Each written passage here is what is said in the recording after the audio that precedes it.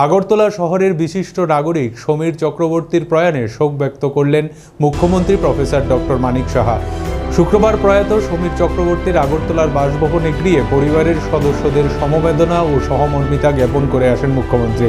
প্রয়াত চক্রবর্তী ও তার পরিবারের সঙ্গে পেশাগত সূত্রে দীর্ঘদিনের পরিচয় ছিল বলেও জানিয়েছেন মুখ্যমন্ত্রী ডক্টর সাহা। প্রয়াত সমীর চক্রবর্তীর সঙ্গে ব্যক্তিগত সম্পর্ক থেকে ভিন্ন রাজনৈতিক মতাদর্শে বিশ্বাসী হলেও বিদায় বেলায় অন্তিম শ্রদ্ধা জানাতে শুক্রবার প্রয়াত নেতার বাসভবনে ছুটে যান মুখ্যমন্ত্রী প্রফেসর ডক্টর সাহা।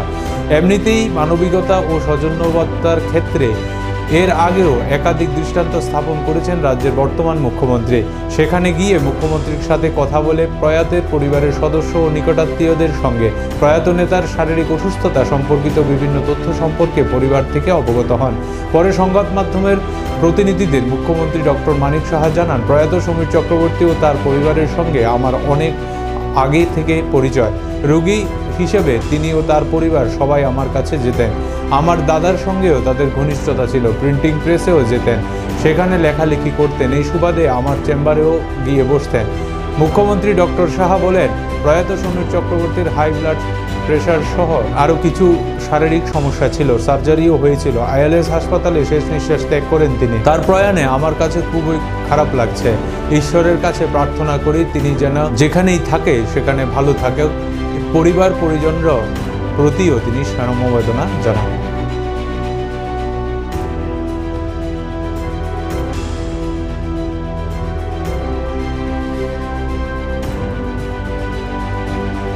প্রবীর চক্রবর্তী এবং ওনাদের ফ্যামিলির সাথে আমার অনেক আগের থেকে আমার পরিচয়। চেম্বারেও যেতেন, পেশেন্ট হিসাবেও গেছেন, ওনার ফ্যামিলির সবাই আসতেন। এবং আমার যে দাদা ছিল, দাদার সাথে ওনাদের ঘনিষ্ঠতা ছিল। প্রায়শ ওনাদের প্রিন্টিং প্রেস ছিল, জানেন Tripura one of the oldest printing press. সেখানে ওনারা যেতেন, লেখালেখি করতেন। তো আমার চেম্বারও মাঝে মাঝে এসে বসতেন, মানে দেখতাম আমি এই পত্রিকা নিউজগুলো দেখতেন। অনেকদিন ধরে ওনার সাথে আমার পরিচয়, ফ্যামিলির সাথে পরিচয়। তো অত্যন্ত বয়স খুব বেশি তাহামুল কিছু হয়নি, আমাদের থেকে 1-2 বছরের বড় হবে। কিন্তু যা শুনলাম মানে ঘটনা, কীভাবে ওনার কী সমস্যা হয়েছিল, হাই ব্লাড সুগার ছিল এবং ওনার প্রোস্টেটেও সার্জারি হয়েছে। পরে বললো যে ইন্টেস্টাইনে ইনফেকশন হয়েছে, সার্জারি হয়েছে, ইন্টেস্টাইনে কিছুটা পার্ট ইন্টেস্টাইনের বাদ দিতে হয়েছে। আইএলএসে আমার শেষ নিঃশ্বাস নিতে হয়েছেন। তো সত্যিই খারাপ লাগছে আজকে, বুঝতেই পারছি। ঈশ্বরের কাছে প্রার্থনা করি যেখানেই যাক আত্মার সদ্গতি কামনা করি এবং পরিবার পরিজনদের প্রতি আমার সব বেদনা। Thank you.